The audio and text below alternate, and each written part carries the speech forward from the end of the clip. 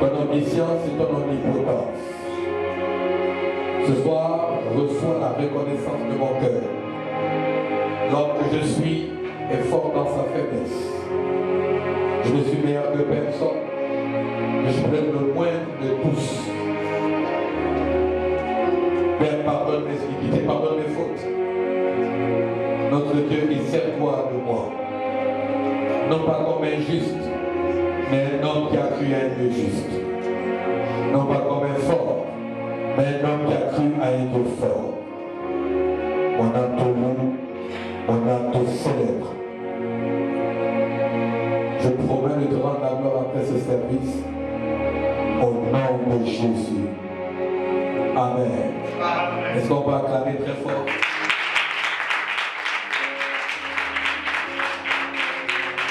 Est-ce qu'on peut acclamer très fort?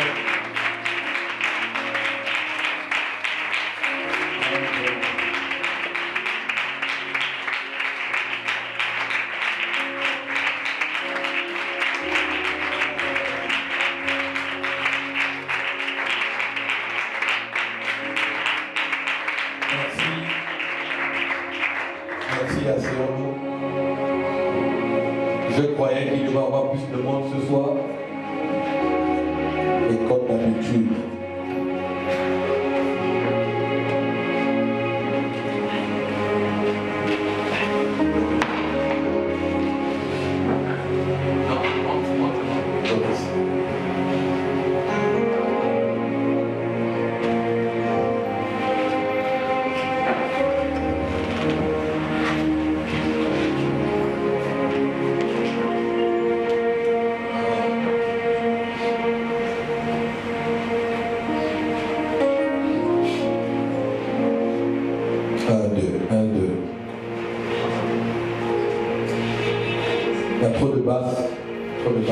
trop d'écho.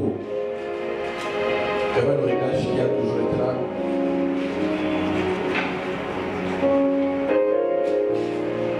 Bonsoir à tous. Comment vous allez? Comment vous allez? Pasteur Lezen dit toujours maman pour moi. Ma soeur. Moria. Moria.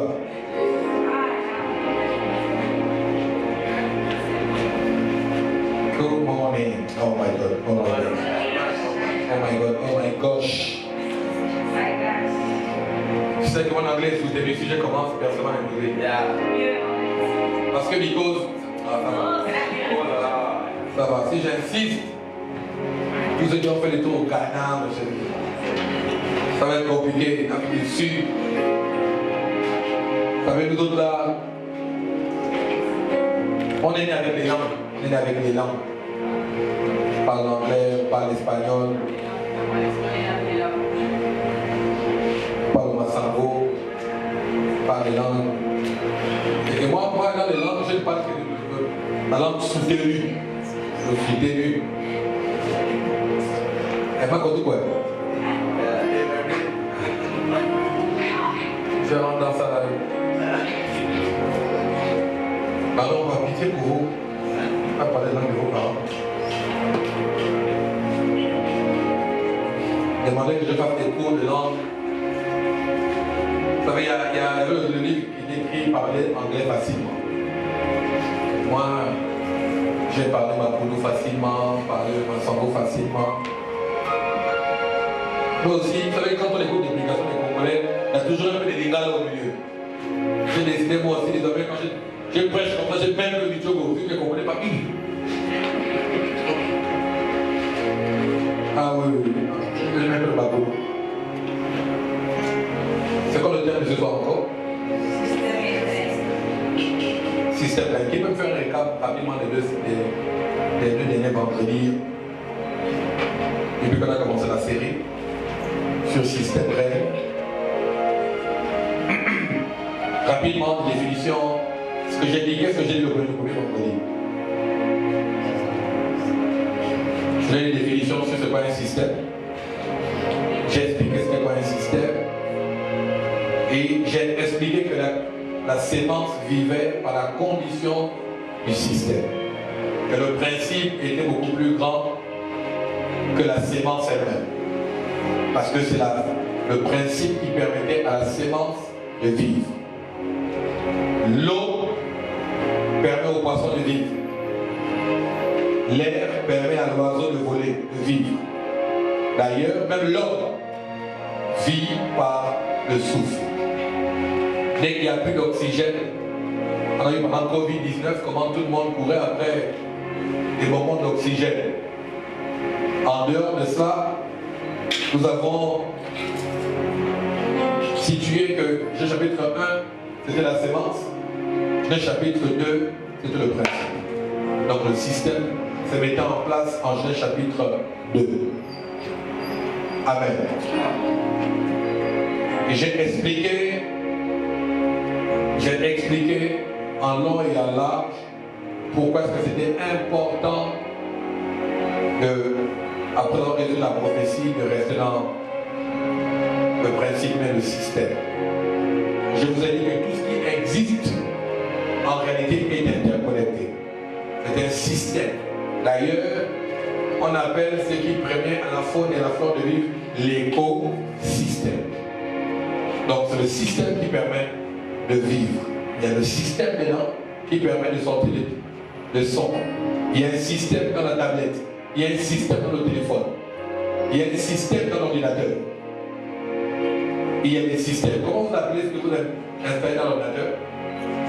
Un système. Système de quoi? D'exploitation.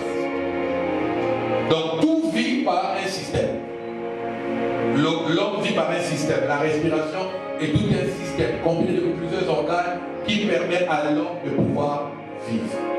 Si la vie est dans le système, c'est que pour vivre, il faut comprendre et connaître le système. Et je vous ai expliqué, vous avez remarqué que je suis, et les dimanches et les vendredis, ce n'est que des suites logiques. Je parle du royaume et la royauté les dimanches, et je parle du système règne les vendredis. C'est fait exprès. Si vous mangez vendredi, vous pensez attendre la renforcement dimanche. Il y a beaucoup, vous ne comprenez pas ce que j'ai commencé à enseigner. Et ensuite, j'ai parlé d'une bête. Je parlais de quoi? Hein? C'est pas la cause. C'est quoi d'abord? La Ness. Qu'est-ce qu'elle a fait? La Ness a fait quoi? On a lu l'histoire de... Ah, c'est le deuxième vendredi. Ça fait le troisième vendredi que nous sommes dans le locataire. Le troisième vendredi que nous sommes dans le système vrai. Je parlais de Balaam et Balak. C'était quoi les leçons tirées à l'intérieur? Balaam et l'âne. C'était quoi les leçons tirées à l'intérieur? Rapidement. Vous allez vos cahiers, réciter, lisez ce qu'il y a à l'intérieur. Donnez du temps. Parce qu'après, quand je vais tirer, vous allez me regarder, vous regardez l'heure. Oui, rapidement, allons-y ensemble. Qu'est-ce que j'ai dit sur l'âne? Oui. Vous avez expliqué que l'âne c'était l'église et l'âne signifiait celui qui détruit le temple. Celui qui détruit le temple. Donc l'âne c'était l'église et Balaam signifiait celui qui détruit le temple. Ok, vous êtes le temple, vous êtes l'esprit. Donc nous sommes un temple et Balaam, son rôle c'était quoi? Détruire le temple. Quelqu'un d'autre? Il y avait que lui dans la salle. Cruchette. On a dit que c'est par l'esprit. Quand l'âne a vu la l'image de l'Éternel, c'est détourné de là où... Ça c'est écrit dans le texte. C'est qu'est-ce que j'ai expliqué? Maud. Vous avez expliqué que la vision est ce qui nous permet de...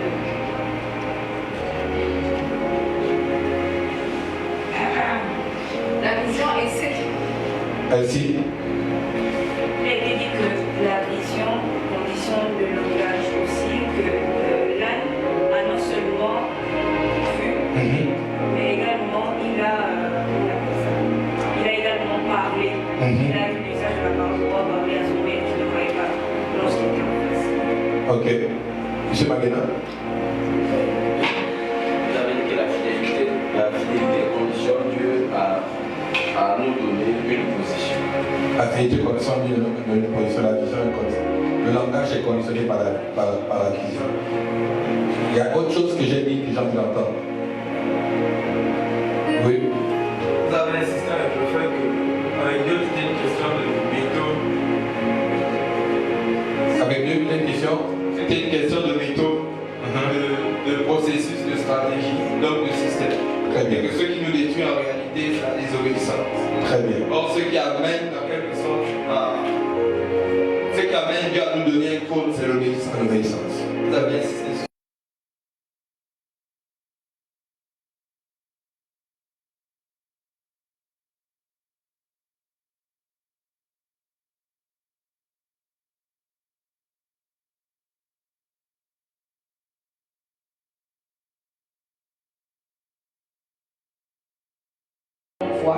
Et vous avez posé une question, tu veux régner, qu'est-ce que tu vois? À cause de ce que tu vois,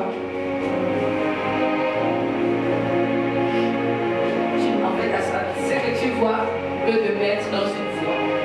Très bien. Ce que tu vois peut te mettre dans une voie. Ok, quelqu'un d'autre?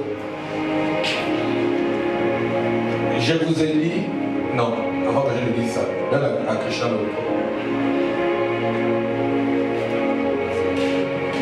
Vous avez aussi dit que Dieu s'arrête sur les gens qui ont des visions. Dieu s'arrête sur les gens qui ont des visions. Ok, je vous ai dit 3 choses nécessaires et j'ai même pris les en menant les enfants devant ici. J'ai pris Lucas et Dylan pour illustrer clairement ce qui était le cœur de mon message. Et le cœur de mon message, je vous ai dit que la vision et la révélation n'étaient pas au-dessus de la connaissance. Il avait vu l'ange. Il a même parlé, mais il ne connaissait pas l'ange. Parce que s'il connaissait l'ange, il aurait amené Balaam devant l'ange, puisque l'ange dit, si l'âme n'était pas donné 3 fois, je t'aurais tué et je l'aurais laissé en vie. L'auteur de mon message ce jour était de vous dire que ce qui vous détruit, ce n'est pas la peine de fuir l'église. Parce que le seul endroit qui est capable de tuer Balaam, c'est l'ange. Amen. Amen. Répète à ton voisin, ne fuis pas l'église. Répète encore, ne fuis pas l'église. Aucun autre endroit Balaam ne peut tomber si c'est dans l'église. C'était cela le cœur même de mon message. L'absentéisme, voilà pourquoi j'ai parlé de la fidélité. Voilà pourquoi j'ai parlé de l'obéissance. Voilà pourquoi j'ai parlé de la vision. Il s'est détourné 3 fois du chemin. Jésus est le chemin, la vérité et la vie. Celui qui reste sur le chemin aura la vérité. Écoutez-moi, ce que l'ange avait sur la main était l'épée. L'épée est quoi? Éphésiens 6, 17 dit quoi? Portez avec vous le casque du salut. Et l'esprit, n'est-ce pas? N'est-ce pas? Et la parole, qui est quoi? L'épée de l'esprit qui est la parole de Dieu. Ouvrez Éphésiens 6, 17. Et l'esprit de la parole qui est l'épée de l'esprit. Donc ça veut dire que la seule chose qui tue, oh mon Dieu, la seule chose qui est capable de faire tomber Balaam était quoi? L'épée. Il a vu l'ange avec l'épée. À vous trois, lisez rapidement, que c'est écrit. Éphésiens 6, 17, prenez aussi le casque du salut. Prenez aussi le casque du salut. Et l'épée de l'esprit qui est quoi? Qui est la parole de Dieu. Qui est la parole de Dieu. Donc l'épée est quoi? La parole de Dieu. Accordons-nous tous avant que je ne démarre. Parce que si vous ne comprenez pas ça, vous ne comprenez pas la suite. Répétez avec moi, l'épée est la parole de Dieu. L'épée est la parole de Dieu. Encore à ton voisin, l'épée est la parole de Dieu. L'épée est la parole de Dieu. Dis encore avec moi, l'épée est la parole de Dieu. L'épée est la parole de Dieu. Mon texte de base se trouve dans Juge chapitre 15, verset 14 à 16. Juge chapitre 15.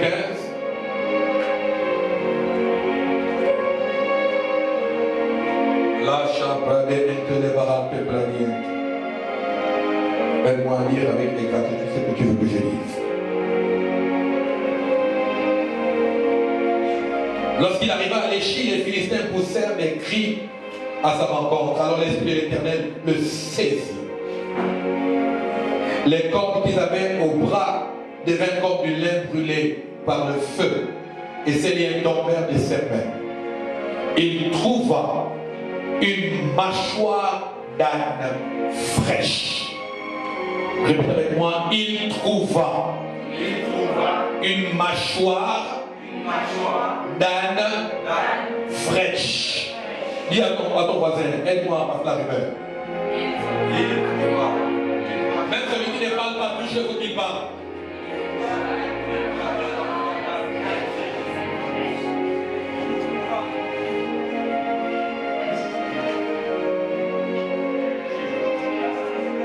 Il trouva une mâchoire d'âne fraîche. Il étendit sa main pour la prendre et il tua combien de personnes? 1000 hommes. Et Samson dit avec une mâchoire d'âne, un morceau de morceau avec une mâchoire d'âne, j'ai tué 1000 hommes. Avec une mâchoire d'âne, j'ai tué 1000 hommes. Dieu voisin, la mâchoire est plus puissante qu'une épée faite de mains d'or.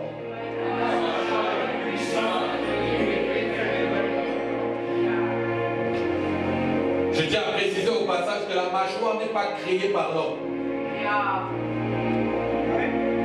La mâchoire, d'ailleurs l'âne, n'est pas une invention ou une création de l'homme. L'âne est une création divine. L'âne a été créé par Dieu. Vous savez avec moi que Dieu a toujours défié ce que l'homme a créé. L'homme a créé une fiole, lui il a créé la corde.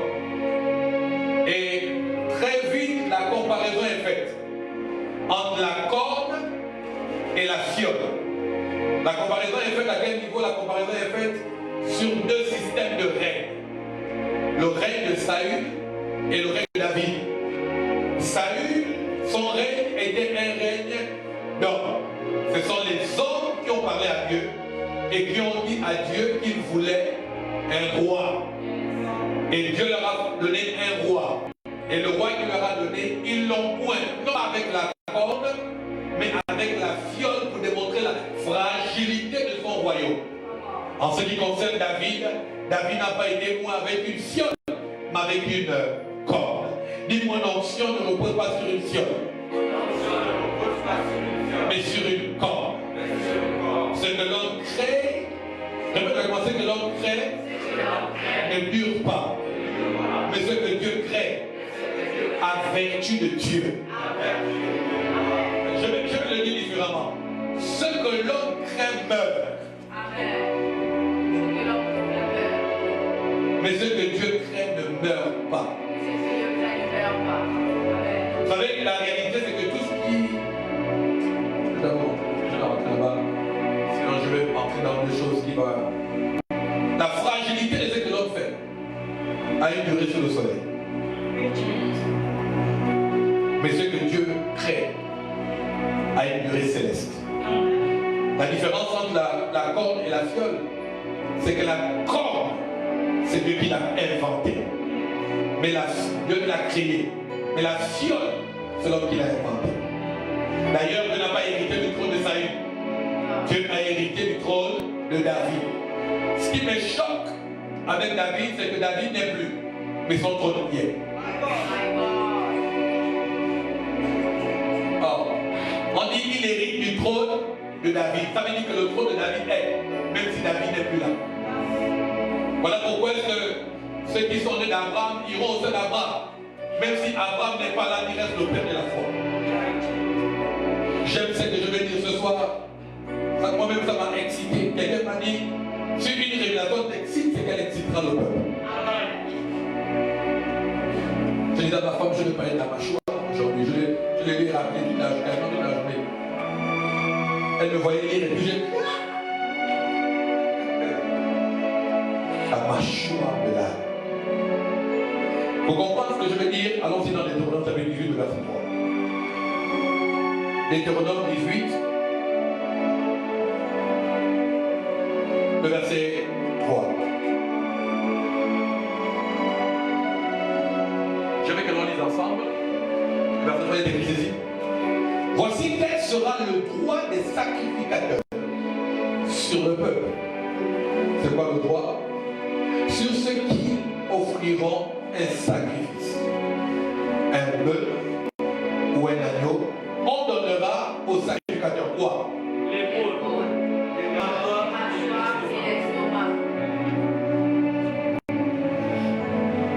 Pourquoi vous mettez des bizarres? Je vais te l'en lire encore. Voici quel sera le droit des sacrificateurs sur le peuple, sur ceux qui offriront un sacrifice, un bœuf ou un agneau, on donnera quoi? Sacrificateur? L'épaule, la mâchoire, l'estomac. Les trois choses après que l'on donne au sacrifice à Dieu, on donnait trois choses au sacrificateur, à celui qui avait la charge de sacrifier. Ce qui serait la part, ça veut dire ce que le sacrificateur devra manger. Il devait manger l'épaule, il devait manger l'estomac et il devait manger la mâchoire. Ces trois choses appartenaient au sacrificateur. J'ai envie de te dire, ces trois choses appartenaient au sacrificateur dans l'ancienne alliance. Dans la nouvelle alliance, nous sommes un royaume des rois et des sacrificateurs. Ça veut dire que tu as droit, toi aussi, à l'épaule, et tu as aussi droit à l'estomac, et tu as droit à la mâchoire. Mais quel était le symbole caché derrière ces trois choses? Pourquoi le sacrificateur devait manger les trois parties du sacrifice? La première partie qu'il mangeait s'appelait l'épaule, n'est-ce pas? Pourquoi? Parce que il devait porter la charge du peuple. Vous savez que l'on met le panier au dos. Donc on doit porter le panier. On met le panier, la charge, mettez sur l'épaule. Mais pas que la charge. Dès lors que Christ devra prendre la charge, devra mourir sur la croix, il est le sacrificateur par excellence. Son joug est aisé et son fardeau léger. Ce qui me plaît aussi avec la partie de l'épaule, c'est que la Bible dit la domination reposera sur son épaule. Ça veut dire que la charge que Christ allait prendre devait nous octroyer à nous une partie, la domination. Donc, dis avec moi, je suis un dominateur. Je suis un dominateur. Bien, moi, je suis un dominateur. Je suis un dominateur. Écoute-moi, ce n'est pas une prophétie que je te donne, c'est ton identité réelle. Il a créé l'homme afin qu'il domine. Il dit dominer, cultiver et remplissez, assujettissez. Ne me dis pas Amen parce que c'est comme si tu t'appelles quelque chose et tu m'écris Amen. C'est ton nom. Amen. Je répète, c'est ton nom. Vous voyez, je n'ai pas envie d'être ce genre de prophète qui vous mystifie avec des déclarations. Vous êtes ce qui est écrit. Et la domination reposera sur son épaule. Et comme Dieu n'a pas arrêté de prendre des images sur la terre pour expliquer ce qu'il veut expliquer, il a choisi d'avoir une armée. Et vous savez que l'endroit où on grade un homme dans l'armée, c'est les épaules. Je dis, tu es un général d'armée. Je dis, pour ta famille, tu porteras les charges de cette famille. Parce que tu porteras les charges, tu leur donneras la domination. Donc tu n'as pas dit Amen bien. Je dis parce que toi, tu es dans cette famille, tu apporteras la domination. Donc un Amen qui se respecte. La deuxième chose, qui était le symbole de ce qu'il devrait prendre, c'était quoi? L'estomac, c'est la poitrine. Vous savez, l'estomac est combiné. Voilà pourquoi dans votre Bible, vous lisez, la Bible déclare ici, que si mes paroles demeurent en vous, du sein. Le sein là, c'est aussi l'estomac, c'est aussi le cœur. En réalité, le sacrificateur devait entendre des choses. Il avait les oreilles ouvertes comme ouvertes et la bouche fermée comme une tombe. C'était les secrets du peuple qu'il devait garder. Il devait garder les secrets. Il devait garder tout ce qui avait attrait au peuple à l'intérieur de lui-même. Il devait entendre et entendre et pouvoir garder. La deuxième chose qu'il devait manger, c'était quoi? La mâchoire. La mâchoire, pourquoi? Parce que la bouche du sacrificateur devrait toujours proclamer la bénédiction sur le peuple. C'est lui qui devait parler de la part de Dieu, qui devait parler aussi à Dieu de la part du peuple. C'est la mâchoire qui permet l'ouverture et la fermeture. C'est la mâchoire qui conditionne le mouvement de la bouche qui s'ouvre et la bouche qui se ferme. Donc la mâchoire est rattachée au discours. La mâchoire est rattachée à quoi? Au discours, à la parole. À la parole. Si tu es avec moi, fais comme ça, moi tu dois. Fais ça. Là, pour revenir dans le message devant l'évangile, parce que vous comprenez la suite. Là, que Balaam est monté, a bloqué Balaam, a fait fuir Balaam 3 fois quand il a vu l'ange. Quand il a vu l'ange, il a fui 3 fois. Et la 3e fois, il n'avait plus de voie. L'âne était à un endroit où il n'y avait plus de chemin. L'ange avait empêché à l'âne de fuir pour la 3e fois. Pourquoi l'âne fuyait? Parce que l'âne avait vu l'ange avec une épée. Et l'ange avait donc eu l'âne avait donc eu le don de Balaam. Il avait eu la voyance. Et l'âne avait eu le rêve. Donc la parole. Il a vu et il a révélé. Je vous ai dit, le discours doit être continué par ce que tu vois. C'est la leçon que tu dois retenir sur ce message. Le discours doit être continué par ce que tu vois. Mais je n'en veux autre chose. Même si ce que tu vois, tu n'as pas l'habitude de le voir, tu ne dois pas fuir. Je crois pour ma part que si Moïse était l'âne, j'allais le féliciter. Pourquoi? Parce que Moïse n'a jamais fui le buisson ardent. Mais au contraire, il s'est approché du buisson ardent. Un autre homme aurait crié au faux follet. Un autre aurait crié au fantôme. Mais je crois que Moïse avait déjà en lui la notion que l'avait inculqué le sacrificateur qui était son beau-père, qui était le père de son épouse, qui s'appelait Jéthro.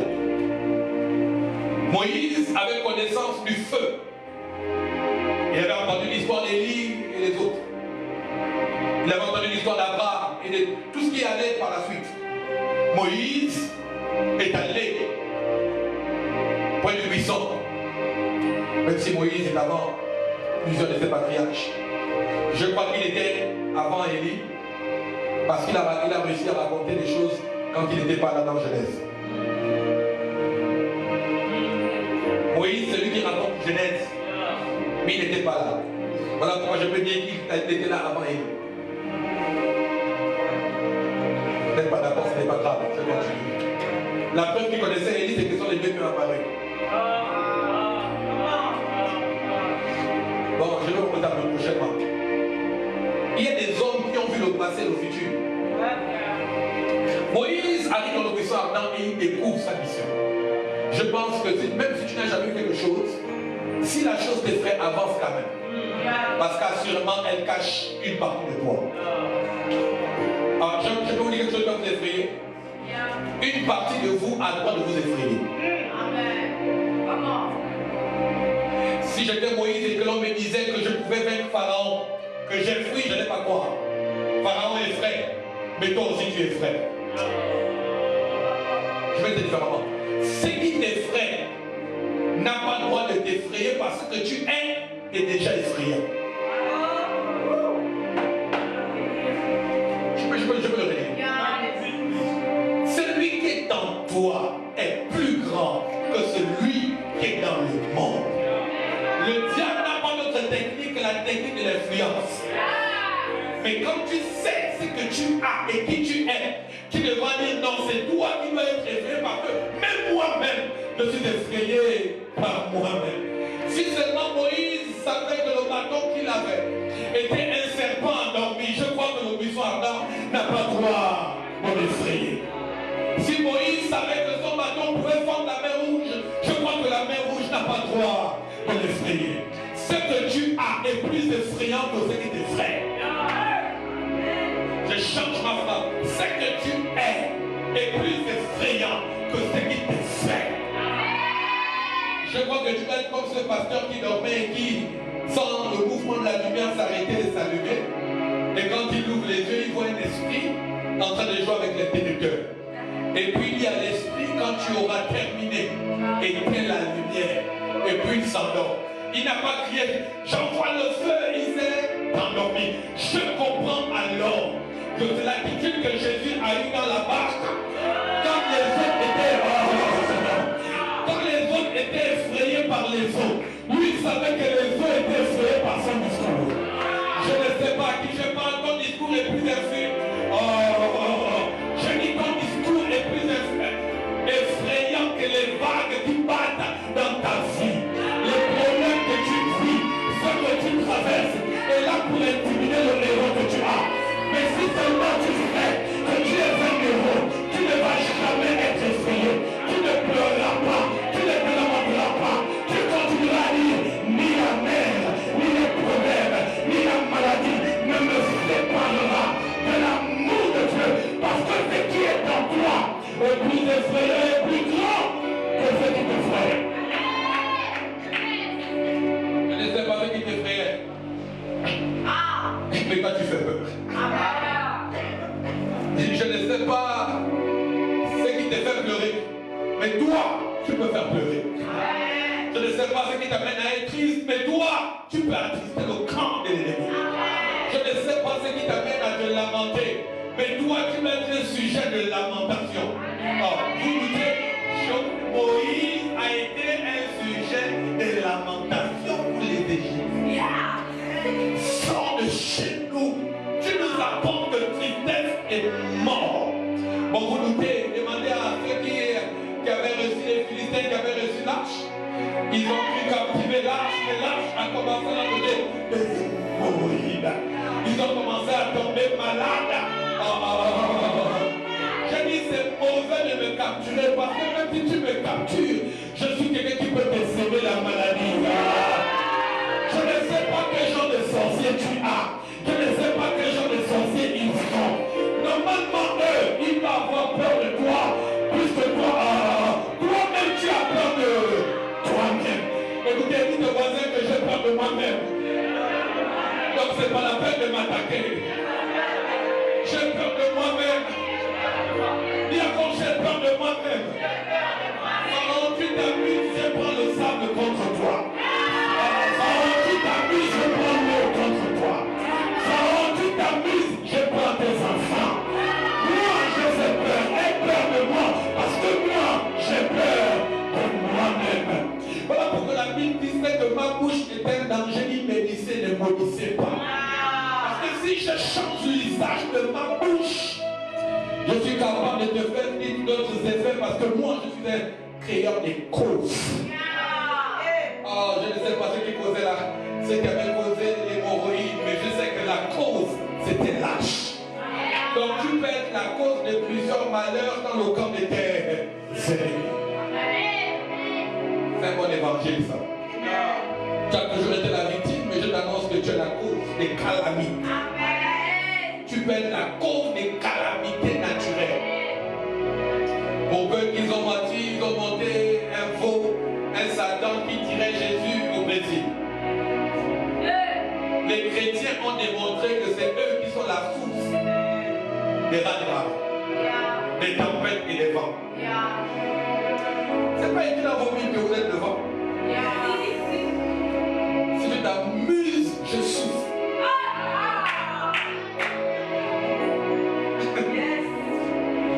Oh, ça va être un bon message. Ce qui t'effraie, il ne doit pas t'effrayer. Ce qui paraît t'effrayer ne va pas t'effrayer. Parce que ça veut juste te révéler ce que tu es. Et ce que tu as. Voyez, les gens ont peur d'inondations. Mais toi-même, tu peux être une inondation. En fait, le chrétien pense que les calamités, si ça peut être la conséquence des mauvais comportements, mais qui corrige le mauvais comportement? Hein? C'est Dieu. Trop de sacrifices dans les îles et prend les maris parce qu'il est en colère.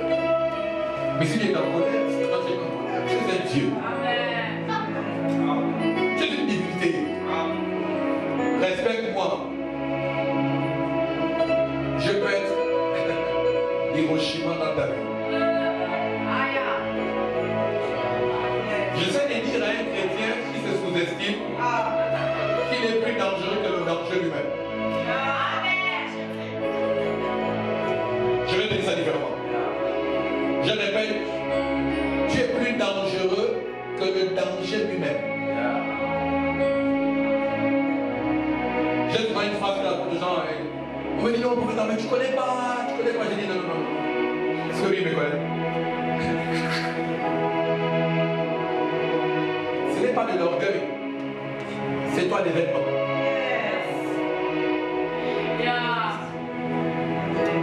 Je sais les qui tu es, mais tu n'es pas d'accord, je passe.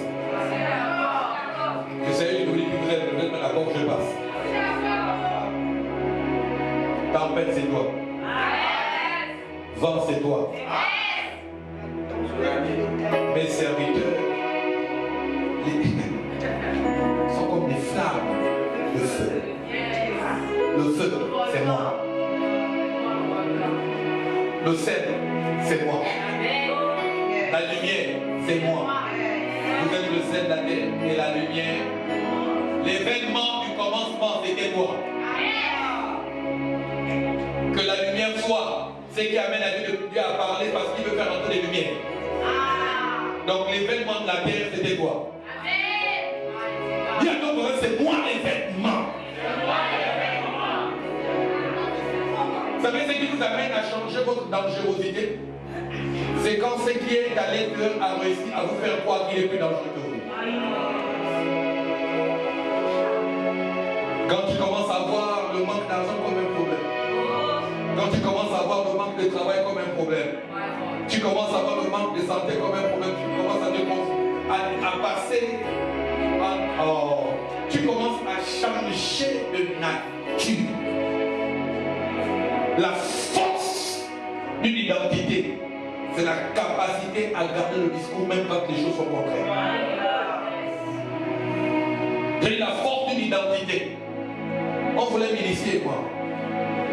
Mon père avait dit que si l'on m'initie, je deviendrai un homme. Et je l'ai répété à plusieurs reprises. Je ne suis pas une femme. Quel que soit ce que vous faites là-bas, ça n'est pas me faire devenir ce que je suis déjà. C'est juste le même mensonge de jeunesse. Vous deviendrez comme Dieu. Nous sommes comme Dieu. Je dis ceci. L'information extérieure arrive à influencer ton intérieur. Voilà pourquoi la Bible dit, ce n'est pas ce qui rend qui souille, mais c'est toi qui as la capacité de rendre souillus ceux qui sont. Pourquoi je vous dis toutes ces choses? Je vois que les gens ici qui ne savent pas qui ils sont. Dès qu'ils n'ont pas ce qu'ils devraient avoir, ils pensent qu'ils ne sont rien. C'est moi qui fais les choses et ce n'est pas les choses qui me font. La Bible déclare ceci. La nourriture est pour le ventre, mais le corps n'est pas pour la nourriture. Ce qui est créé pour moi. Toi, tu n'es pas créé pour ces choses. Mais dans ce temps, les gens sont devenus, les choses sont devenues propriétaires des hommes. Et c'est ça qu'on appelle matérialiste. C'est quand le matériel te possède. Et avec moi, le matériel me possédera plus moi qui le possède. Je me suis rendu compte que c'est une réalité quand je prends le taxi aujourd'hui. Je dis à ma femme, quand on est dans le taxi, il y a la lumière verte. Je me dis non, mais t'as pas besoin de pas besoin de téléphone de la route. Mais à cause de toi, tu es déjà mis dans une peau, donc tu choisis maintenant les taxis.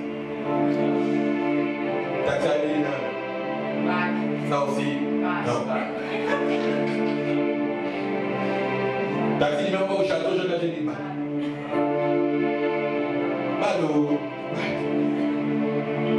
Les choses ont donné un comportement. C'est pas vrai.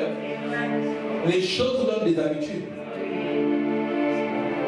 Je suis plus habitué à rouler dans une voiture où il n'y a pas la clim. Quand tu as acheté la clim, tu n'es même pas à l'aise. Et pourtant, sur la voiture, moins des transports, mais tu veux écarts. La chose t'a conditionné. On nous sent beaucoup dedans. Alléluia. Vous ne voulez plus le ventilateur, vous c'est maintenant que. Toi qui as gagné la clim. Non, moi le ventilateur donne la clim. Là où tu as grandi, il y avait la clim. Le ventilateur, même quand on frappait comme ça.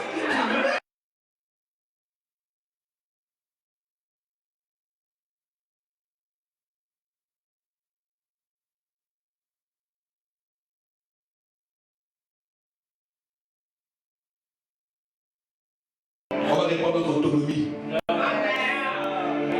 ne peut plus bouger s'il n'y a pas le son. On ne peut plus chanter s'il n'y a pas le micro. Les choses. Les choses. Donc ce que tu vois n'a pas pour but de t'influencer, mais de révéler que tu es plus dangereux que lui. Ça veut dire que si l'âne avait compris qu'il était l'ange, s'il le connaissait, il n'aurait pas fui, il sera les verts. Et s'il sera les verts, il devait être débarrassé de Balaam. Balaam qui veut dire détruire. Ce qui te détruit ne se détruit qu'en présence de Dieu. Je peux le répéter. Ce qui te rend détruit ne peut être détruit qu'en présence de Dieu. C'est le principe. C'est le système que Dieu a établi. Venez à moi, vous tous qui êtes fatigués et pourquoi tu vas voir les oncles? Pourquoi tu restes dans ta chambre à pleurer? Pourquoi tu fuis l'église? Alors que ce qui te détruit ne peut être détruit qu'en présence de Dieu. L'âne a parlé. L'âne a parlé et c'est l'âne qui informe. Mon Dieu, mon roi. L'âne parle et l'âne informe à Balaam. Balaam, est-ce que je t'ai déjà fait ça? En d'autres termes, je chante d'habitude à cause de ce que j'ai. Ce que j'ai vu change mes habitudes. Oh, tu m'as pas entendu. Je dis ce que j'ai vu change mes habitudes.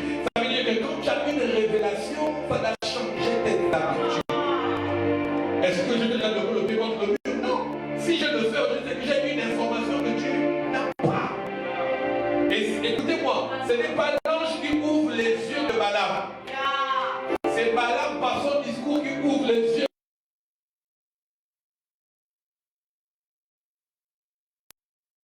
Les yeux même des prophètes. C'est la révélation qui prime sur le qui prime sur le don. La révélation de ta parole est claire et elle donne de l'intelligence. L'intelligence, c'est la méthodologie, comment faire ce que tu veux faire. La nouvelle méthode, le processus, le procédé, la technique ou la tactique. Mais les deux textes qu'on vient de lire est important. Je vous ai expliqué pourquoi est-ce que la mâchoire était importante. Pourquoi est-ce que l'épaule était importante. Aujourd'hui, on va s'appesantir seulement sur la mâchoire. Notre texte de base nous a révélé que Samson arrive à un endroit, il est attaché, tout le reste. Et les Philistins vont l'environner et il va mettre la main, il va se saisir de la mâchoire de l'âne. Et avec la mâchoire de l'âne, il va tuer 1000 Philistins.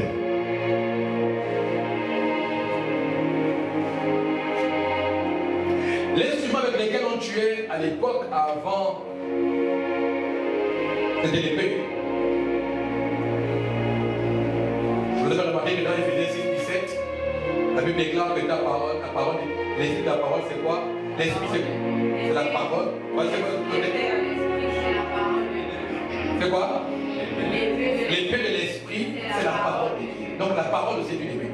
Mais dans l'ancienne alliance, ce n'était pas la parole seulement. C'était l'épée. L'épée fabriquée par la tribu des Caïens. Jean voulais vous dire que Caïn et David, c'est la loi et la grâce. Mais j'arrive. Ce n'est pas une supposition, c'est une affirmation. Mais je vais avancer pour que vous compreniez pourquoi moi. Parce que quand vous lisez après la descendance de Caïn, ancien Afrique péché, ce sont eux qui fabriquent les instruments, qui fabriquent les armes. C'est la tribu de Caïn. Mais les Lévites aussi, ce sont des marqués, ont eu une part de Dieu. Parce que quand Moïse descend de la montagne, ils ont fait un veau d'or. Et Moïse crie en disant, tous ceux qui se reconnaissent de Lévi doivent faire quoi? Sortir leurs épées et faire quoi? Exterminer. Donc c'est l'épée qui était l'instrument de la loi pour établir la vérité de la montagne. Il a dû se servir de l'épée et non des tablettes. Il a demandé qu'à des tablettes. La loi, c'est la main de Dieu.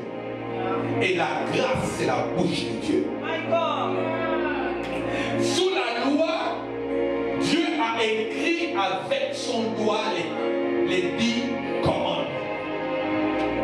Les 10 commandements étaient le discours. Oui, ça c'est intéressant. Alléluia. Amen. Vous êtes d'accord avec moi? Je répète encore ceci. Je dis la loi et la grâce, c'est Abel et Caïn. Je reprends encore. La loi, l'instrument de la loi était l'épée. Vous doutez qu'à chaque fois qu'un homme devait faire quelque chose de pas bien, il ne devait pas être pardonné, il devait être... n'est-ce pas? Il y avait un jugement, le jugement était dur. Le symbole de l'épée, l'épée est dure. L'épée a tué. 3000 personnes sont tombées sur l'épée de Moïse. Parmi les fils de Jacob, il y a un qui s'appelle Lévi.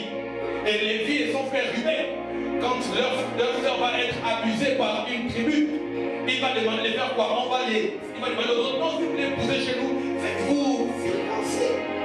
Et après la circoncision, Lévi, qui était la tribu de Moïse, qui était une tribu de l'épée, qu'est-ce qu'ils ont fait? Ils ont sorti l'épée de leur fourreau et ils ont coupé les jarrets, c'est Jacob qui parle, et ils ont coupé les jarrets des taureaux, mais en réalité, ils les ont égorgés.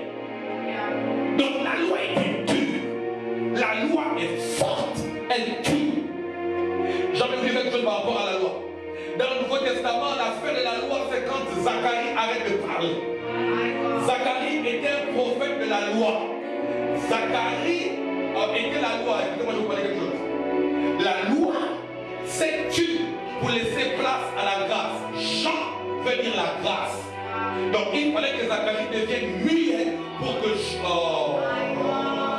il fallait que Zacharie devienne muet pour que Jean-Baptiste, la grâce, parle. Donc il fallait que la loi devienne d'abord quoi? Muette. Parce que la loi, elle tue. Elle tue comment? Un projet divin. On l'explique à Marie, Marie comprend. Toi dans la loi, tu veux qu'on t'explique. On t'explique quoi? Dans la grâce, on ne t'explique pas en quoi. La loi veut maîtriser, mais la foi, la grâce en quoi? Et la preuve que ce n'était pas la continuité de Zacharie, c'est que Jean ne porte pas un nom attaché à. C'est un nom qui devient comme une scission, une séparation, de même dispensation. On l'appellera Zacharie. Il a réussi à parler quand il a imposé le nom de Jean. Parce que la grâce a un discours. La grâce aussi était sur la main de Pierre. Pierre a coupé l'oreille du soldat. Jésus n'a pas pris l'oreille, il a coupé pour le coller. Non. La Bible déclare qu'il a fait pousser. C'est que la loi avait dérangé. La grâce vient pour arranger. Ce que la loi avait détruit, la loi vient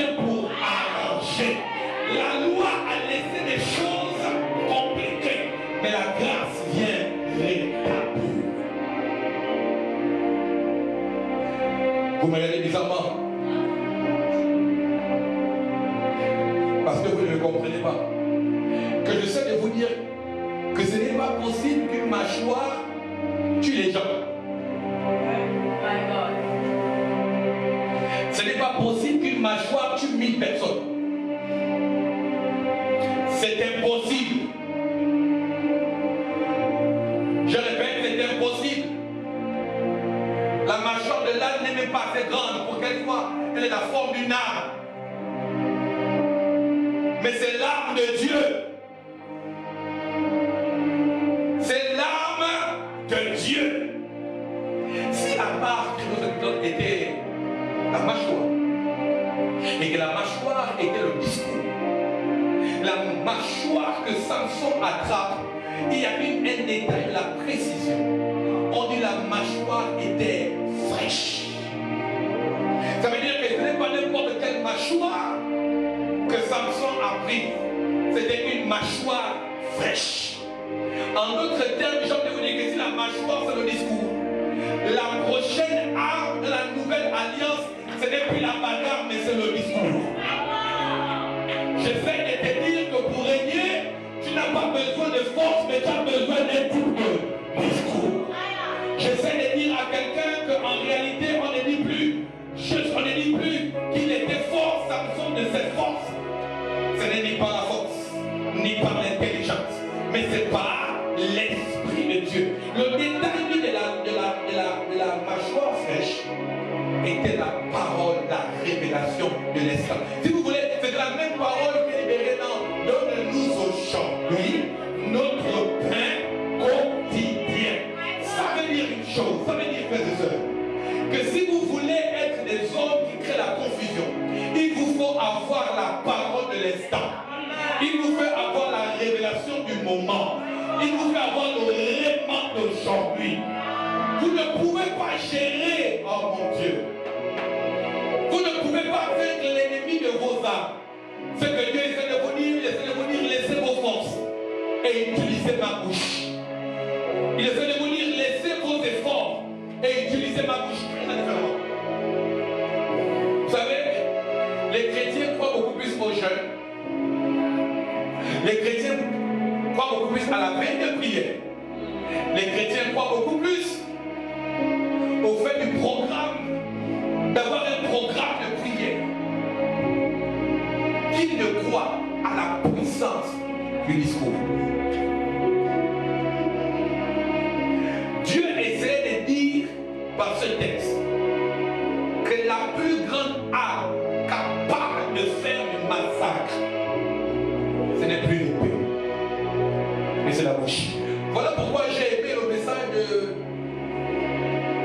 l'ancien Af, qu'il a dit qu'il n'a pas créé la terre par la parole, mais par le dire.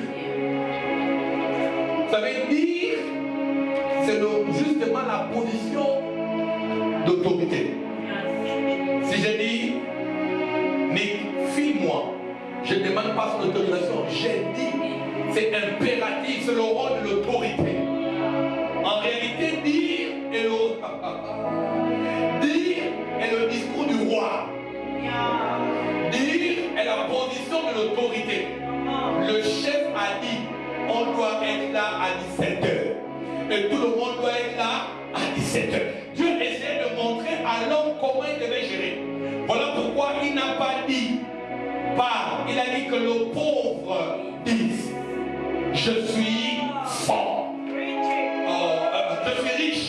Et que le faible dise, je suis fort. En d'autres termes, dire est ainsi que tu sais en qui tu as cru.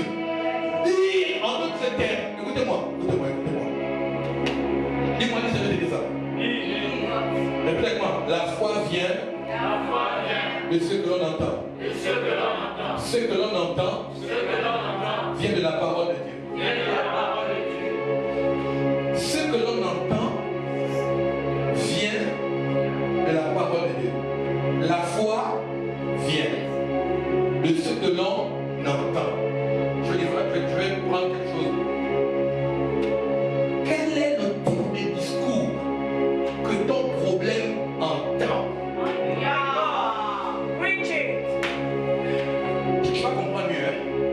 Si jusqu'à présent, ta situation n'a pas entendu, c'est que le discours qu'il y a dans ta bouche n'est pas la parole du moment. Je le dis différemment. La révélation de ta parole est claire. Et la parole est comme une lampe. Ça veut dire que s'il n'y a pas de lumière, c'est qu'il n'y a pas de parole. Si la foi vient, c'est que la foi a une vertu. Elle fait venir. C'est que la foi fait venir. Maintenant, si toi tu es le détenteur de la foi et que la parole est dans ta bouche, ça veut dire que quand tu emploies la parole dans ta bouche, elle va faire venir. Je parle du français, tout le monde, je vous comprenez. Le verset biblique n'est pas là pour que tu l'entendes seulement. Le verset biblique est là pour que tu le pratiques. Ça veut dire que si la parole est en toi, Jean 15, si la parole est en toi, si je vais envoyer mes paroles, demandez tout ce que vous voulez et cela vous sera accordé et que vous le verrez s'accomplir. Ça veut dire, s'il n'y a pas d'accomplissement, c'est qu'il n'y a pas de parole. S'il n'y a pas d'exaucement, c'est qu'il n'y a pas de révélation. Un peuple sans révélation et un peuple sans frein, ça veut dire que ta situation n'entend pas bien.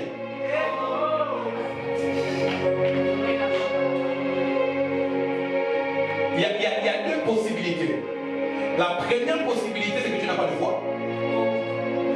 La deuxième, c'est que tu n'es pas des paroles révélées.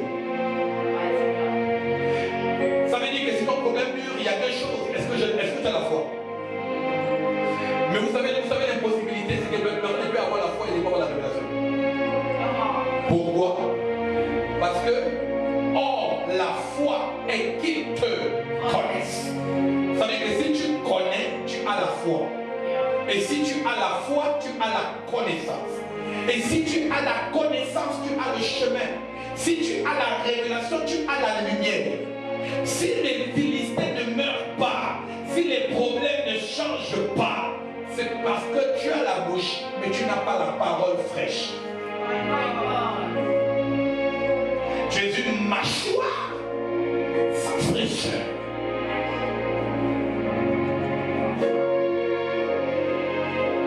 Là, je sais que plusieurs de leur tête ont entendu des prophètes. Pourquoi la Bible est toujours seulement en train de dire ce que l'on n'a pas? La Bible aussi dit ce que tu as.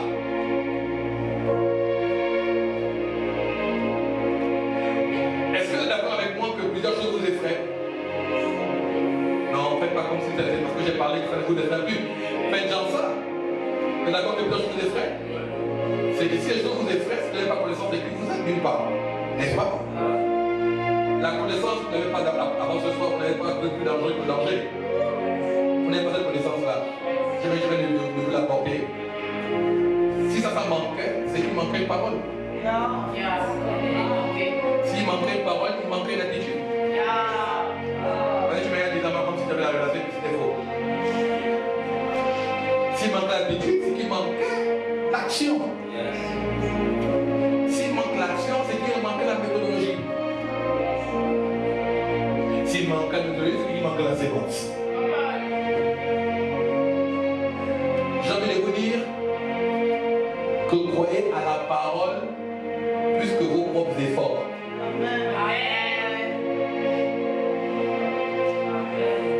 J'ai envie de vous dire quelque chose qui va vous déranger. C'est que nous continuons à vivre sous la loi, bien qu'en étant dans la grâce.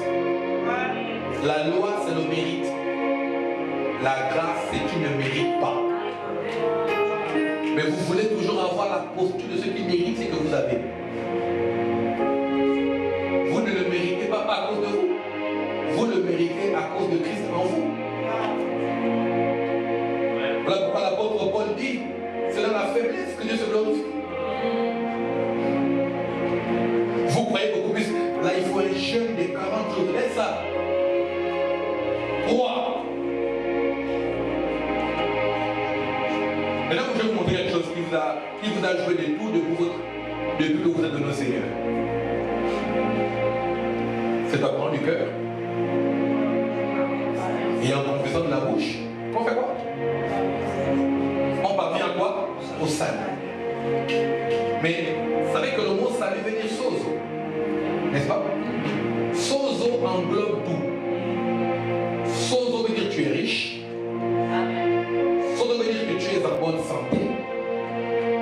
Sozo veut dire que rien n'était. En fait, Dieu t'a sauvé de tout. T'a sauvé de la maladie, de la pauvreté. Vous doutez? Quand il sort du désert, il fait quel discours? Je suis venu pour annoncer une bonne nouvelle à qui? Pauvre. Ça veut dire que la chose qui est le pauvre, c'est le discours. C'est pas l'argent. C'est pas ça. Non. Il y a des discours. Le pauvre, il cherche l'argent, le pauvre, il va pas chercher. Il sera toujours pauvre. Il y a des discours. Et donc, si le salut, c'est d'avoir du cœur en confessant la bouche que l'on parle au salut, et que tu n'as pas la guérison, c'est que tu n'as pas un salut. N'est-ce pas? Mais le procédé pour avoir la guérison, c'est de croire du cœur. Mais c'est pas que là-bas. Et il faut confesser de la bouche. Ça veut dire que si jusqu'à présent tu es toujours malade, c'est que d'une part tu le crois dans ton cœur et tu ne le dis pas de ta bouche. Voilà pourquoi tu n'as pas ce salut. Vous voyez, vous savez comment les choses vous intimident. C'est que quand vous avez dit une fois, la preuve qui. Je dis que je suis de la théologie, c'est qui la preuve de ce qui prouve. Ah, je vais parler. Alléluia. La preuve de ce qui prouve que vous avez la foi, c'est la constance dans un discours. Tu as commencé lundi avec un sujet. Et là, avant de dire tu as quel sujet, frère? Nous sommes ceux qui obéissons, faisons ce que nous avons été de faire. Ce n'est pas en multipliant des belles paroles que l'on. Seigneur, regarde le problème de l'argent pour le taxi. Regarde le taxi, je n'ai pas. Seigneur, regarde, c'est ça aujourd'hui. Regarde. Et demain, c'est des prières faciles. Face thérapie. Tu es quitté là-bas, tu dois venir, Seigneur. Guéris ma mère qui se trouve à la Barénie. Ah Seigneur, ma Barénie. Seigneur, tu n'es plus dans la Barénie. Mais en crédit, tu m'as fait mon mariage. Mon mariage. Tu n'es plus dans le mariage, mais en crédit. J'ai dit. Seigneur, regarde mes enfants. Ah, tu veux quoi, enfant? Qu'est-ce que tu veux? C'est que d'une part, il y en a qui ne croient plus. Ils sont dans la prière du pif et du paf. En d'autres termes, j'ai prié sur ça, si ça marche, c'est bien. On joue avec Dieu au jeu de hasard. On fait des prières, mais que par hasard, il va agir. Mais il n'a plus de la constance et de la consistance. Ce qui prouve que tu as la foi. Que tu ne dis pas les paroles. Seigneur. Vous savez, la puissance de la constance se cache dans la goutte d'eau. Quelle que soit la force du béton, l'eau prouvera au béton que la solidité n'est pas plus solide que la constance. Écoutez-moi, toute constance cache une consistance. Chaque jour tu es là. En d'autres termes, il y a dans la Bible les mots qui m'intéressent. Importunez-moi. Il y en a qui savent importuner Dieu comme Anne. Anne n'est pas passée à Seigneur quand tu voudras, fais-le. Elle a dû changer les discours, mais le même sujet. Elle a changé la formulation, mais le même sujet. Elle a commencé avec les regards péninants qui me mortifient. Donne-moi aussi un enfant. Elle a laissé péninant qui la mortifiait. Elle a commencé à parler, Seigneur, mon mari ne m'aime pas. Quelqu'un répète, il dit, est-ce que je ne suis pas plus important qu'un enfant? Il s'est rendu compte que même son amour n'était pas plus important que la constance de sa prière. Donne-moi un enfant, donne-moi un fils. Elle a compris que donne-moi un fils ne passait pas.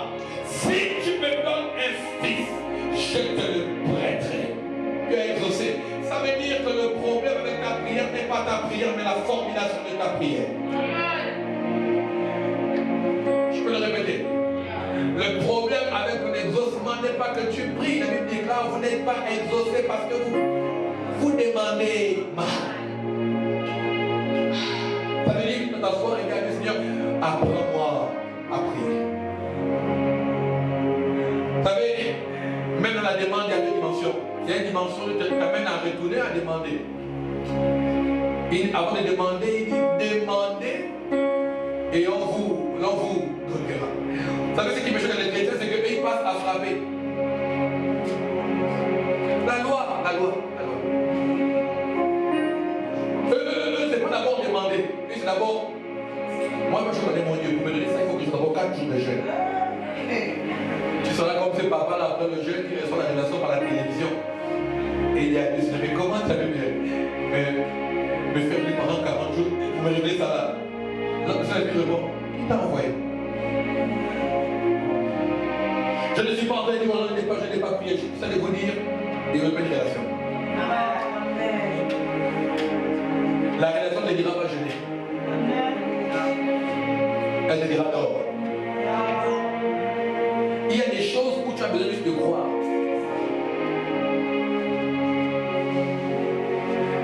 Ce qui me choque avec ça, c'est la Bible dit, trouverai-je encore de la foi sur la terre? Les gens ne croiront beaucoup plus aux prophètes. Voilà pourquoi leur foi est basée sur les séminaires. Alléluia. C'est basé sur les noms des orateurs. Moi, je n'ai pas besoin de ton grand. Je vais ton grand Dieu. Les gens ne s'élèvent plus à grâce, mais s'élèvent l'homme.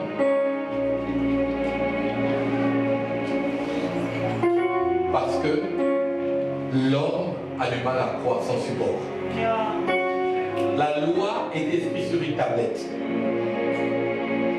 Maintenant, je vais regarder quelque chose. La loi, qui était le doigt, devait laisser place au discours. Moïse a étendu le bâton. La mer s'est fendue. Jésus s'est levé dans la barque. Il a parlé à la tempête. La tempête s'est tue.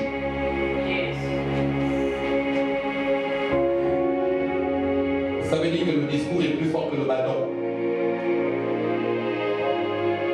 Il a changé. Moïse a pris dans la mer avec le bâton dans les eaux. Il s'est transformé en sang. Lui, il arrive à un simple discours. Prenez l'eau. Servez. Ça devient le vin. La loi est difficile, mais la grâce est facile. Là où vous mettez vos efforts, croyez pour la facilité. J'essaie de vous dire un peu en fait, croyez un peu sans rien. Croire sans rien est capable de tuer 1000 Philistins. Heureux ceux qui croient sans avoir vu. Sans aucun support, le discours a été dit pour Thomas. Qui voulait les vertus sûres? Qui veut la preuve tangible et palpable? Je veux la preuve que Dieu te veut dans cette affaire. Par un songe, à moi-même, par un songe, Seigneur. Au moins que par ce songe, j'ai la confirmation que je dois marcher dans ce projet. Un songe sans conviction est un leurre. Alléluia, maman.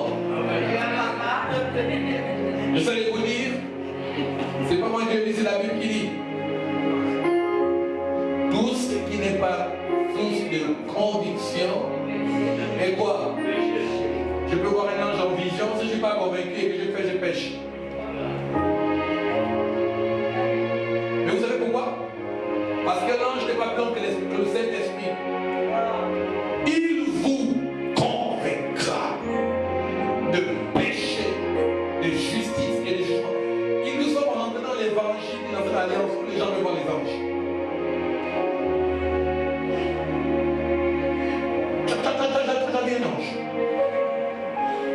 spirituel.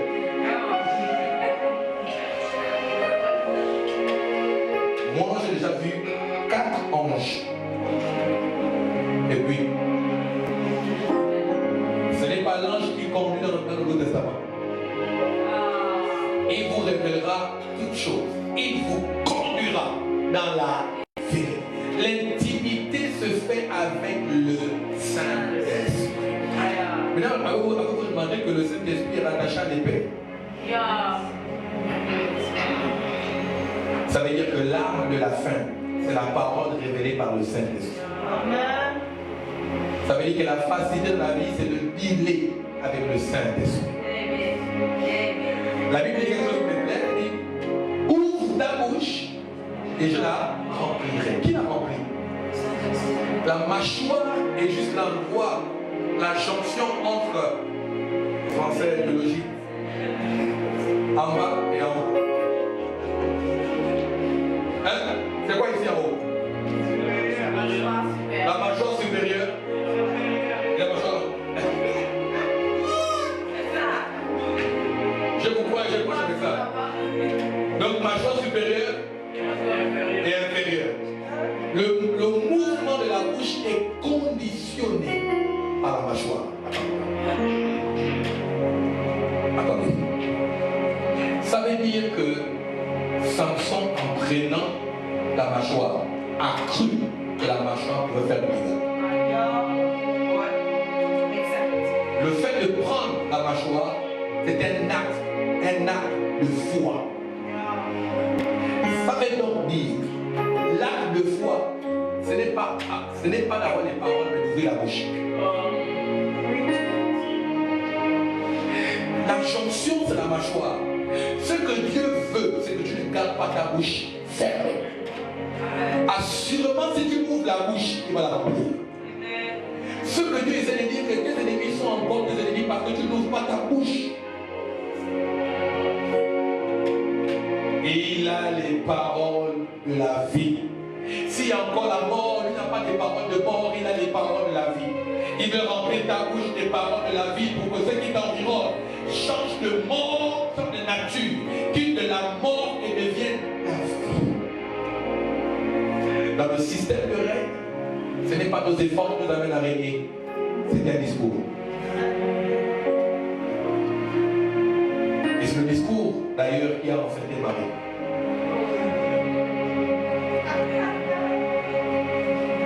L'ange a fait un discours et Marie est tombée enceinte. Pour venir, Jésus pour venir sur la terre et passer par le discours. Pourquoi tant pour faire des choses?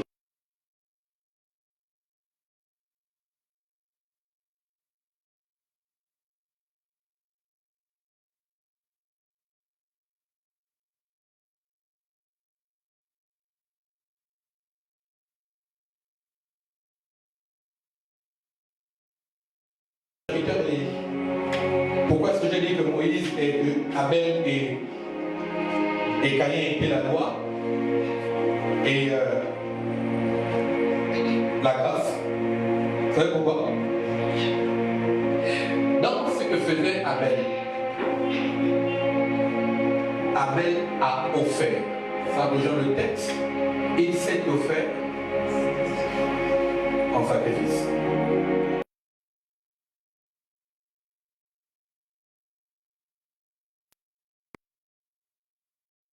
Je vais montrer les deux éléments.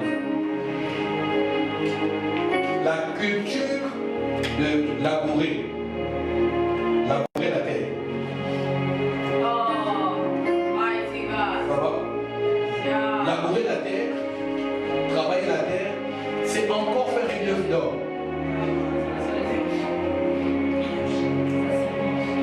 Mais prendre les bêtes et l'offrir.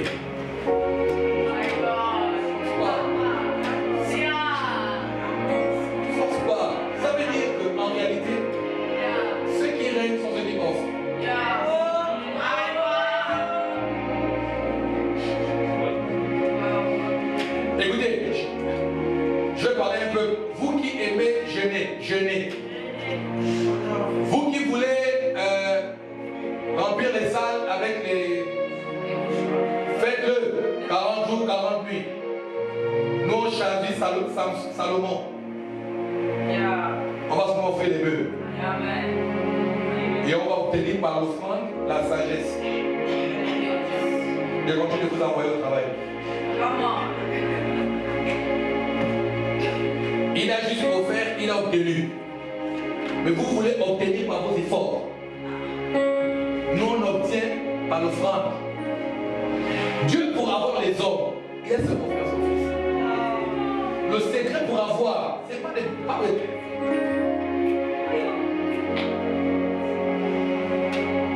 Moi, je me suis décidé de devenir un chrétien des offrandes. Alléluia. Oh, je vous assure, je vais gagner. Vous savez ce que je vais gagner?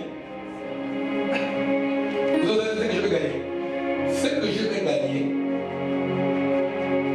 avez-vous remarqué que celui qui a offert, c'était le roi? Hein?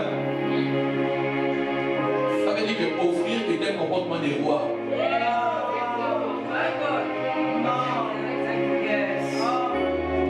Donner, c'est un comportement des rois. Là, je vous dis quelque chose. Chercher la pénitence, c'est un comportement des serviteurs.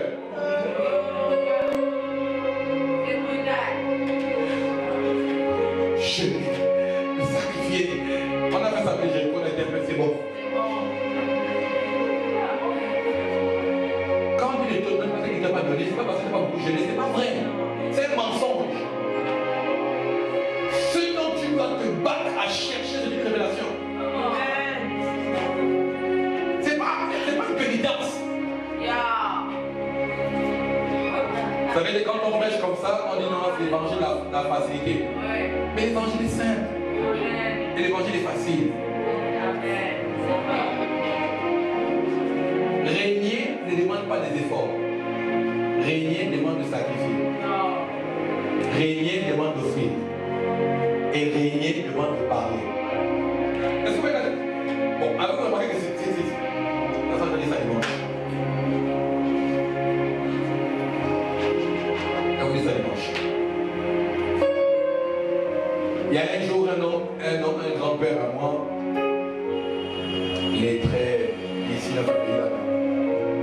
Il est très bac. Et il va acheter un lit compliqué.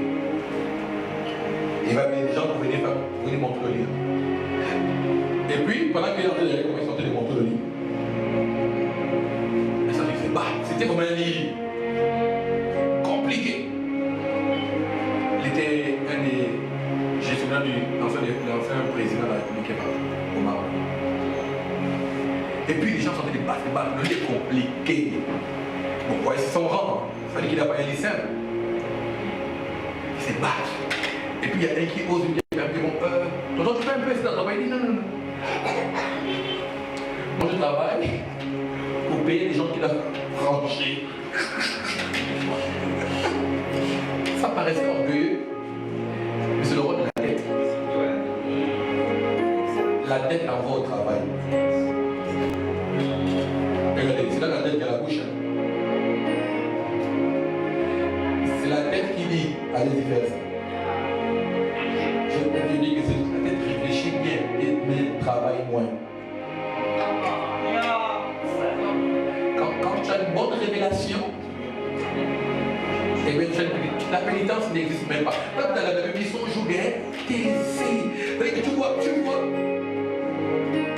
Il y a des gens qui sont des techniciens. Il y a un homme, quand ils n'ont pas compris le secret d'un travail, ils se battent, ils font des jours et des jours. Et puis il y a un expert qui arrive. Il y a un expert qui arrive, il dit non, mais tu aurais dû juste faire ça.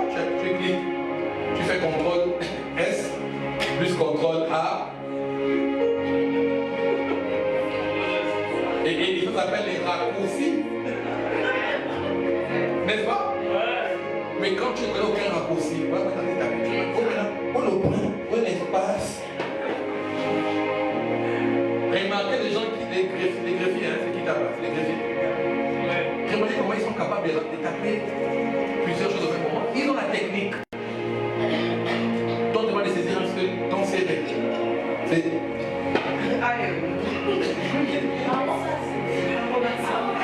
Quand tu as la tête pour quelque chose, tes mains travaillent moins. Moi, les gens ici que je regarde au téléphone, Hermès. Vous savez, les gens qui sont toujours au téléphone, ils peuvent écrire sans regarder même les lettres. Envoyer. Ils ont faxé. C'est déjà fait. Non, c'est déjà fait. Non, je vais les faire ça tout de suite. Toi, à la place.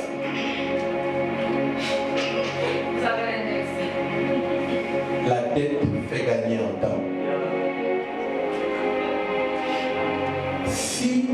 Si c'était possible de vous dire ce soir que le lait et le miel, c'est tout dans vos têtes.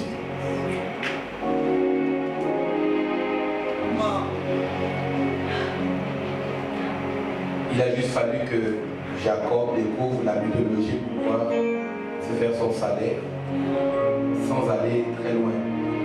Il a dormi, il s'est réveillé, il a pris les plantes à manger, c'est fait son salaire. La tête gagne en temps. Alors que Laban a cherché son salaire 10 fois. Ça veut dire que simplement c'est avec une bonne tête.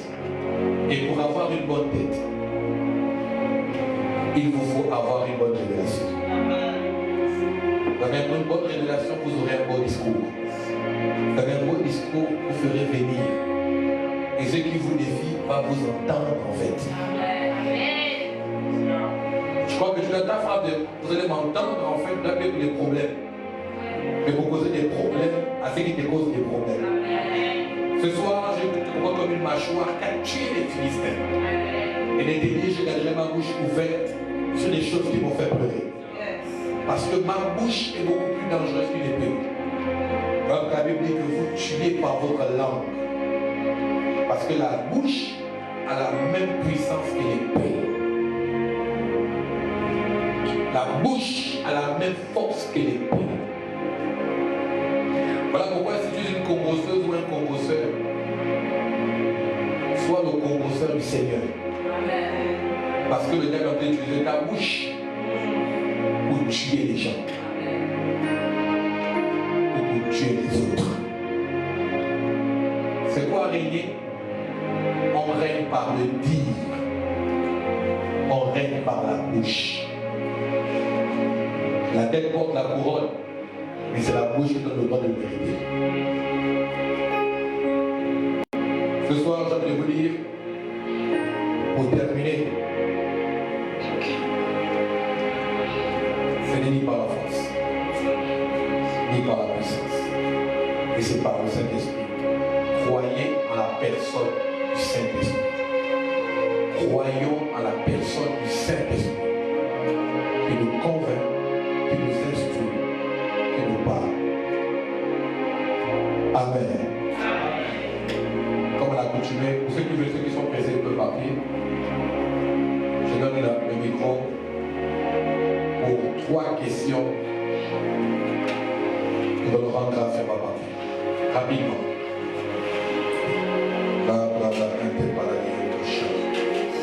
Rapidement.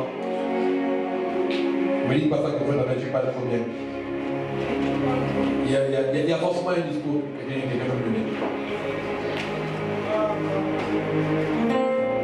Peut-être pas une question, une mauvaise compréhension, tu voudrais qu'on explique bien. Ne soyez pas comme les voitures qui démarrent, on vous pousse d'abord. Alléluia, maman. Quelqu'un n'a pas besoin de dire quelque chose? Vous voudrez que je le redise?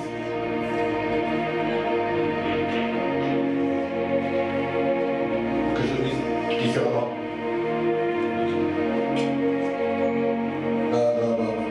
C'est quoi la mâchoire? Oui, que Dieu n'a pas.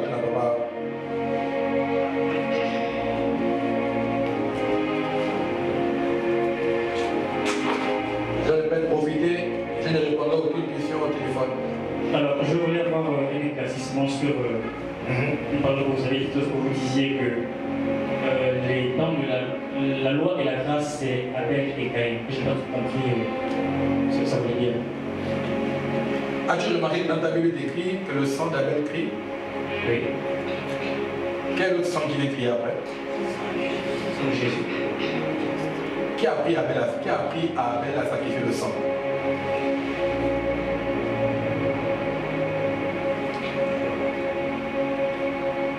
L'autre prend l'effort humain.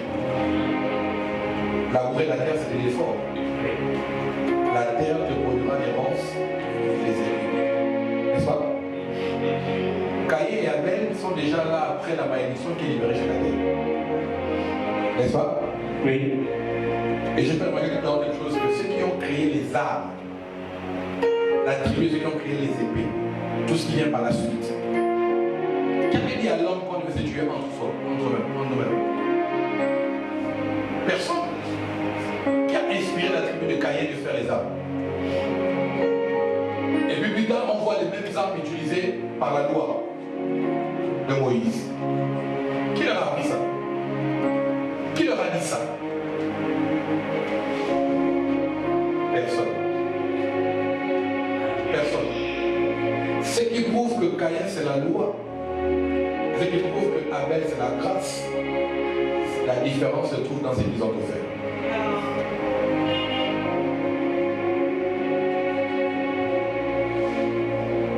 La qualité de ce qu'ils offrent détermine clairement quelle est leur alliance.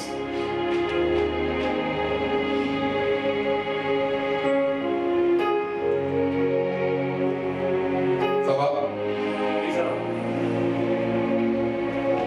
Oui, pas oui. Vous avez dit, pour régner, on n'a pas besoin de force, d'un type de discours. Vous avez également décidé ni par la force, ni par la puissance, mais par le Saint-Esprit. Moi, j'aimerais savoir quel est le lien avec la parole qui dit le royaume des cieux appartient à Dieu. Oh, j'aime ça. Bah oui, ça c'est une très bonne question. Ce sont les violents. Depuis quand? Résoudre le texte.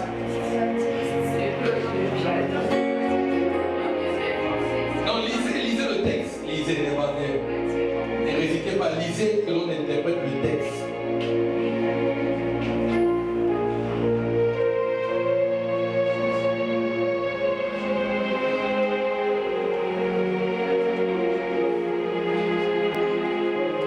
Lisez le texte, Matthieu.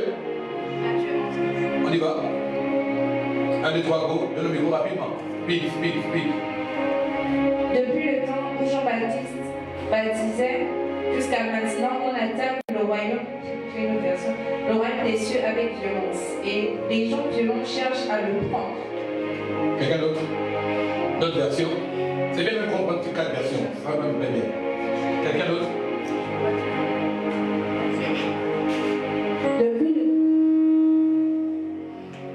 Tu es trop proche du baf. Depuis le temps de Jean-Baptiste jusqu'à présent, le royaume des cieux est forcé.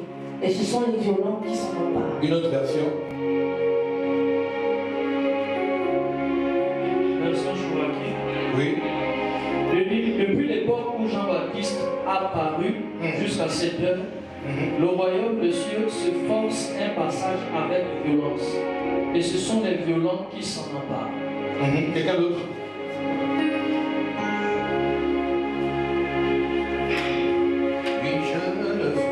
Mais depuis les jours de Jean-Baptiste, jusqu'à maintenant, le royaume des cieux est pris par violence et les violents le ravissent. Ok. Cherchez pas la définition du mot violent dans ce texte.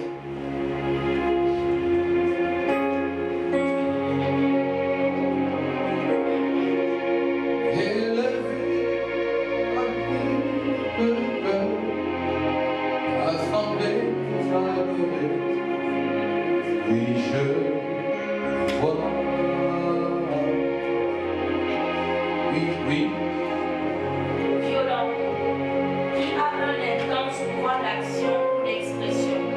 Quelqu'un d'autre? Qui agit ou s'exprime sans aucune retenue. Qui? Donne le micro.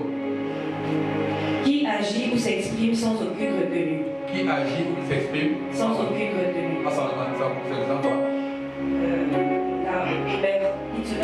En hébreu, ça veut dire quoi, violent?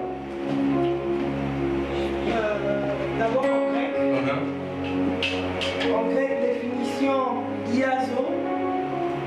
Diazo, employer la force, appliquer la force, forcer, infliger de la violence, user de violence, forcer les choses. Et le verset qui vient après, c'est Matthieu 11. Ok. C'est les deux temps de qui? Jean-Baptiste. Ok. C'est les deux temps de qui? Jean-Baptiste. Bon, est-ce que nous, on doit prendre notre départ avec Jean-Baptiste? Hein? Hein?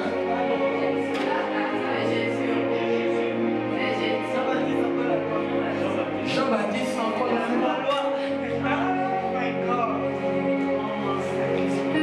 La grâce commence en Actes chapitre 1, 8. L'Église est née en Actes 1, 8. Dans le contexte qui est là-bas, c'est le contexte de la loi. Je vais me dire ça différemment. Tu aimeras ton Dieu de tout ton cœur, de toute ta force et de toute ta pensée. Dis-moi comment on aime de toute sa force.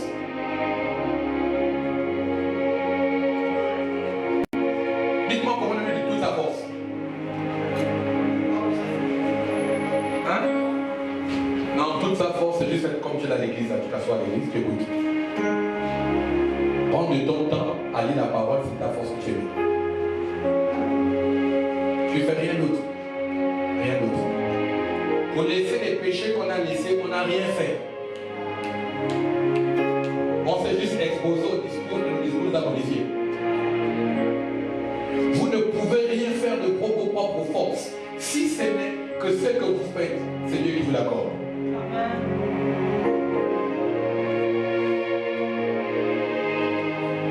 Je sais que beaucoup, quand on parle du message de la grâce, cherchent à travailler, cherchent à mettre d'eux-mêmes, mettre de leur énergie, mettre de leur force. Mais même quand tu mets ta force, ça ne doit pas être une pénitence. Ça ne doit pas être une souffrance. Je prends l'exemple simple. Je suis prédicateur de la Bible. Quelqu'un d'autre fait ce que je fais là. Il va se dire comment le gars a fait pour prêcher. Un seul programme, je ne peux pas parler des anciens ici, je dis bon, vous allez prêcher. Le jour où ils sont programmés pour prêcher, je vous assure qu'il y a l'esprit spirituel de la planète. Ils lisent la Bible comme jamais, sur un seul thème. Ils lisent comme jamais. Je ne le fais pas, oui. Quelqu'un d'autre me voit en face, me parle, je dis non, il dort, le prophète avec moi, il souffre. Je ne souffre pas.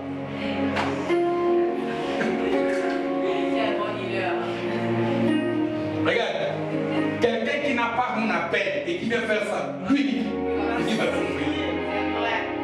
Mais moi, je ne souffre pas. Au contraire, je me plaise. La parole, pour moi, m'excite. Mais il y en a d'autres, on dit, bon, tu vas approcher de moi. Oh, prophète, pardon, si c'est possible. Éloigne cette coupe de moi, prophète, pardon. Prophète, si cela est possible. Si c'est pas jeudi à Joséma qui prêche dimanche, il va dire à son épouse que voilà, il faut qu'on jeûne. Il faut que. Je me souviens de la première fois que Mike a prêché ici. Soyez indulgents avec moi.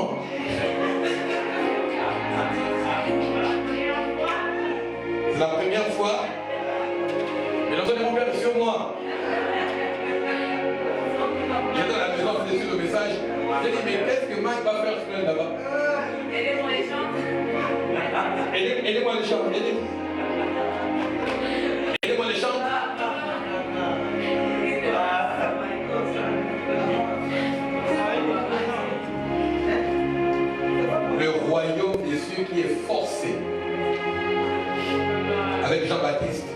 Jésus l'a dit, le roi du ciel est venu jusqu'à vous.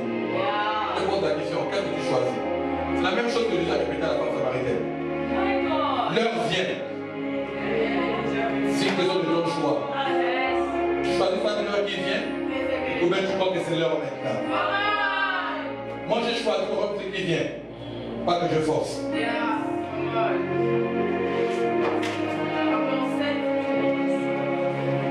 J'ai choisi celui qui vient. Béni soit celui qui vient au nom de l'Éternel. Je n'ai pas besoin d'aller forcer quoi que ce soit. Le royaume de Dieu est venu jusqu'à moi. Celui qui va aller forcer, vas-y. Mais moi, ça vient.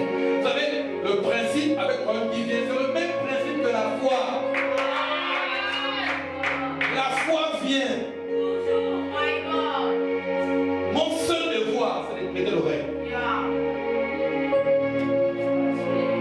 La foi se créera en moi. Allez, que je n'ai pas besoin de comment la foi se crée, comment elle s'invente, comment elle se forme en moi. Non. C'est comme une femme. Dès qu'elle sait qu'elle est en période d'ovulation et qu'elle sait qu'elle a brûlé son cycle, elle sait qu'elle est enceinte. Comment l'enfant se forme, c'est plus son problème. Elle affirme depuis le jour que je suis enceinte. Elle-même, elle s'imagine, oh, il croise même déjà. Elle s'en fiche de comment le pied se forme. C'est mon cas. Mon rôle le plus important est de prêter mes oreilles. Je répète ici.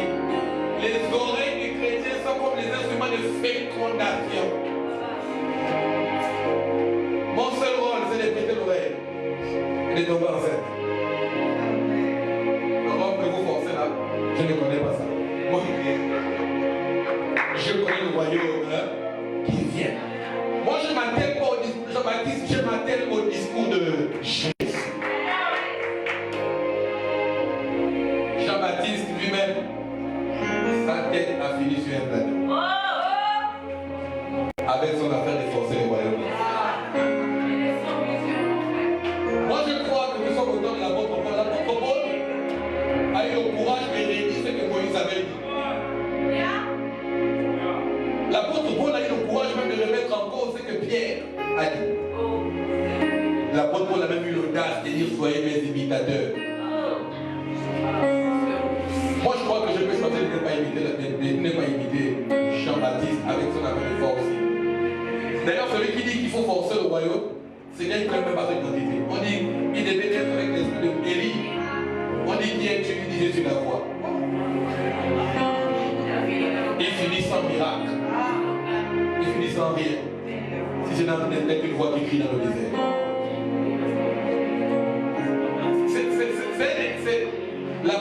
Je la vérité. Jean-Baptiste, c'est un personnage que je n'aime pas. Oui, parce qu'il n'a pas été ce qu'il devait être. Il mange des trucs bizarres. Il fait des choses bizarres. Je le respecte parce que Dieu a dit Jésus a dit le plus grand de tous les prophètes. Pourquoi? Parce qu'il est celui qui n'a pas été des liés, des souvenirs. Il a été humble, celui qui s'abaisse sera élevé. Là où il s'est rattrapé, on l'a élevé, là-dessus il s'abaisse. Son discours des souvenirs, son discours. Ouais, monsieur qui est forcé. Je ne le choisis pas. J'ai choisi le royaume de Dieu. Et c'est ça qui me plaît avec ce discours, oui, de Jésus, c'est que le royaume de Dieu connaît ton adresse.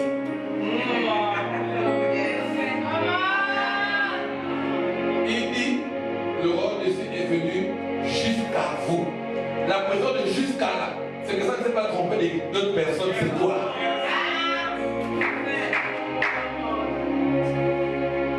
Dieu connaissait chez Marie, c'est pas chez moi, il ne peut pas connaître.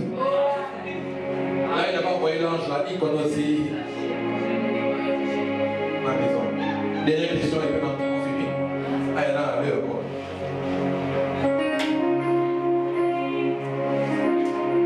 Et on va donner Jésus mâchoire. Vous avez dit que le discours est conditionné par ce qu'on voit. S'agit-il de voir une vision ou de voir ce qui est présent? Je vais te dire quelque chose qui va te déranger.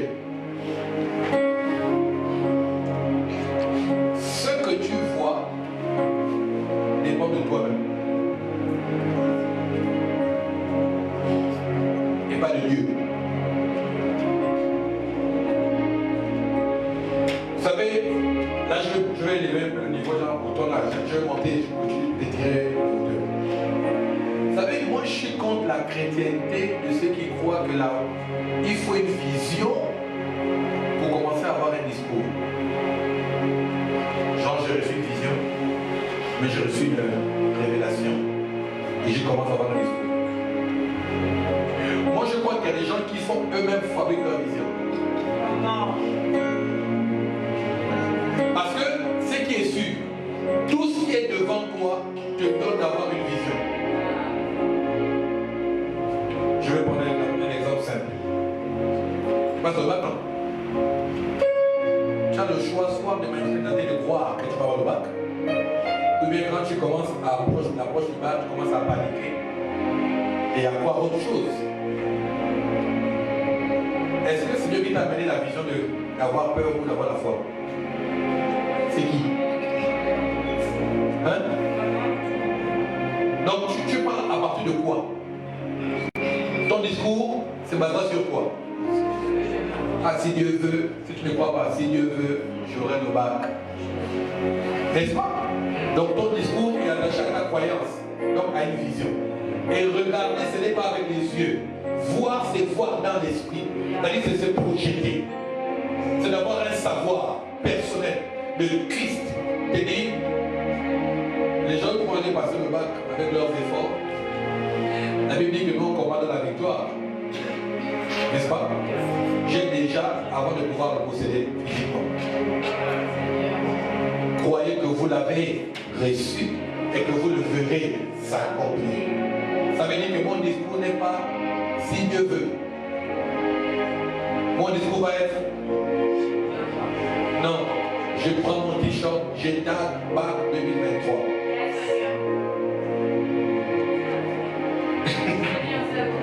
Tu vois la différence? Je tag bac 2023 et tu répètes aux gens, je suis la promotion du bac 2023. Tu comptes sur quoi? C'est ce que je vois. Qu'est-ce que tu vois? Je me vois admise. Le reste ne m'intéresse pas.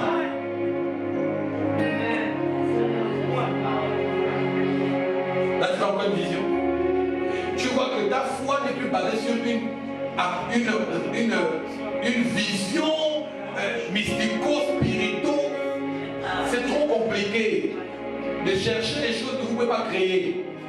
Alors que tu peux prendre à ce que tu crées. Amen. Je décide de voir dans le chaos l'opportunité. C'est une vision. Je décide de voir dans la maladie un repos. C'est une vision. Je décide de voir dans une affaire qui ne marche pas, de travailler en moi la persévérance. Et mon discours n'est pas attaché au fait que ça ne marche pas encore. Non. Je dis, ce que vous voyez là, vous m'appellerez le riche demain. Il n'y a rien. Mais je parle comme s'il y avait. La Bible dit là ceci. Il parle, il appelle les choses comme si elles existaient. C'est que la